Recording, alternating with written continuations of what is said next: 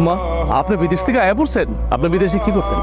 জামাই তুমি কি কইতে চাও? আমার তো মনে হয় অন্য কিছু। আপনি বিদেশে একটা আকাম কুকাম করতেন, মনে হয় আপনি পুলিশের সাথে ধরা খাইছেন, এর লেগে বিদেশি পুলিশ আপনার বাংলাদেশে পাঠা দিচ্ছে। তুম করে পোলার মতো দেখি, আল্লাহ তো আমার ঘরে পোলা দেয় নাই, আল্লাহ আমার দুইটা মাইয়া দিছে, তুম করে দিয়া দুইজন পোলা পাইছি। আর তোমরা যদি এই কথা কও, এই গ্রামের মানুষ কি কইব? আপনি যদি আঙ্গ পোলাই মনে করতেন আপনার টাকায় সংসারটা চলে, তাহলে আপনি হুট করে বিদেশ থেকে আয়া পড়তে পারতেন না। এখন আপনি লেকচার দিতেছেন, এত লেকচার কই পান আপনি? হ্যাঁ, আচ্ছা আপনার না সিনিয়র, আপনি তো অঙ্গবারের সিনিয়র, আপনি তো মুরব্বী, আপনার তো জানার কথা ছিল। আপনার মাইয়া, আপনার দুইটা মাইয়া আর দুইটা জামাই যে আমরা আছি, আমরা কোনো কাম কাজ করি না, আমি একটা ছোট দোকান করি, তারপরও দোকানটা আমার ঠিক মতো চলে না। আর আপনার ছোট মায়ের জামাই তো কোনো কাম কাজই করে না, এত বেকার, পুরো সংসারটা আপনার উপরে। আপনি কোন কামটা করছেন হুট করে আয়া? আপনি কি খুব ভালো একটা কাম করে আলাইছেন? কারণ বড় বড় কথা কইতেছেন, বলেন আপনার মুখে এত বড় কথা মানায় না। মায়েরা কি কাজ করলো? মায়েরা কোনো কাম করলো? কেমনে বিদেশ থেকে চলে আইলো? বিদেশ থেকে আইসে ভালো কথা, একবারে আবার কি দরকার ছিল? এই সংসারটা যে তারে দিয়ে চলে এটা কি সে জানে না? মন না চাইতেছে বুড়ির কারণ ধাক্কা দিয়ে বাড়ি থেকে বাইর করে দিই। কি করবো? গাড় ধাক্কা দিয়ে বাড়ি থেকে বাইর করে দিলে তুই বলো, যে কয় টাকা আছে সেই কয় টাকা তো আমাকে খায় শেষ করতে হইব। কি করতেছো তুমি এখানেই? বা মানে অর্ধেক না আমার অর্ধেক দাও, এটা কিন্তু ভালো হইতেছে না। কই যেতেছো? রানতে? তোমার আর রান্না করার দরকার নাই, জীবনে বহুত রানছো, বহুত রাইন্দা খাওয়াইছো, কামলাগিরি করো, যাও। রান্না বাড়া সব আমি করবো, তোমার কষ্ট করে রান্না বান্না করতে হইব না।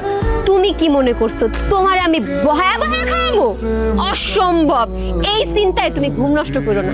আর তাছাড়া আমি কামলার আইতে মানা করছি, কামলারে কইছি কোনো আসার দরকার নাই, কারণ এখন থেকে তুমি তো এই বাড়িতেই থাকবা, তুমি কামলার কাজটা করো, তাতে আমাকে উপকার হইলো আর টাকাটা বাঁচলো। তোমার মা যে বিদেশ থেকে আয় বললো হঠাৎ করে আমার টাকা পয়সা না দিয়া, আবার আমি আসার পথে দেখলাম ও জমিনে কৃষি কাজ করতেছে। আম্মা বিদেশ থেকে একেবারে চলে আসছে, ওনারা তার বসা বসা খাও না, এলাকা খেতে কাম করতে পাঠিয়েছে। তোমার মা বিদেশ থাকাকালীন যে টাকা পাঠাইতো, ওই টাকা দিয়া তোমরা এই সংসারটারে চালাইতা। আর এখন তোমার মা বিদেশ থেকে আয় পড়ছে, তাহলে এখন এই সংসারটা চলবো কেমনি?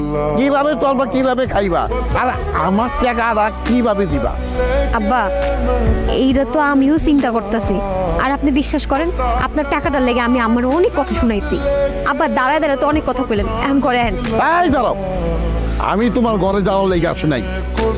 তোমার মাই যে 1 লাখ টাকা আমার থেকে দাম নিছে, সেই টাকাটা আমার বাড়িতে যেদিন পৌঁছাইবো সেই দিন আমি তোমার বাড়িতে আসুন।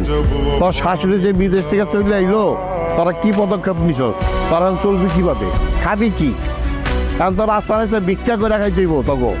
তুমি ঠিকই কইছো, আমার ওখানে যে অবস্থা হয়েছে না, ওনার কি কম, আঙ্গ তো কেউ ভিক্ষাও দিব না।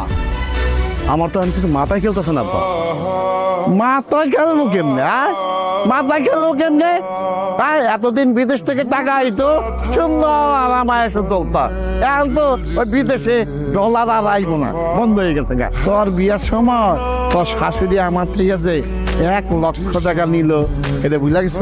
আমার বিয়ে তো হয়েছে প্রায় 3-4 বছর হয়ে গেছে, এই 3-4 বছরের মধ্যে 1 লাখ টাকা দেওয়ার নাম নাই। কেমন মহিলা চিন্তা করো তুমি একবার। তুমি তো বুঝলেই যাইবা, বুঝলে যাইবে না? তোমার শাশুড়ি তো আগে বিদেশ থেকে টাকা পাঠাইতো, আরামে এসে খাইতা, এখন তার টাকা পয়সা নেই, আমি তো বুঝলেই যাইবা। শোনো, তুমি মনে করো না কয়দিন পর তোমার এই বউ নিয়ে আমার বাড়িতে উঠবা, এই আশা কিন্তু করলো না। কারণ তোমার শাশুড়ি আমার টাকা না দেওয়া পর্যন্ত আমার বাড়ির 30 সীমানা কিন্তু তুমি যাইবে না, কথাটা মনে রেখে। তুই হাঁস নিয়ে কই যাইতেছস? রান্না করবো, আমার শাশুড়ি আইবো না হেল লিগা। রান্না করবি মানে হাঁসটা কি তুই কিনছস যে তুই হাঁস নিয়ে যাইতেছস? আপা তুই হাঁস কিনছো ভালো কথা, আমি রান্না করি আর তুই রান্না করস, একই তো কথা। আমার শাশুড়ি আইবো, আমি আমার শাশুড়ির ফোন করে কইছি যে আম্মা আপনি আহেন, আপনার লিগে আমি হাঁসের মাংস রান্না করতেছি, এর লিগে আমি এই হাঁসটা নিচে রান্না করতে। এত সমস্যা কি তোর? আমি আমার টাকা দিয়ে হাঁস কিনছি আমার শ্বশুরে বই লেগে, আমার শ্বশুরে খাওয়ামু তাই। আর তুই আইছস তোর শাশুড়ে খাওয়ানোর লেগা? এই হাঁস আমি কোনোদিনও তোর শাশুড়ি খাইয়ে দিব না।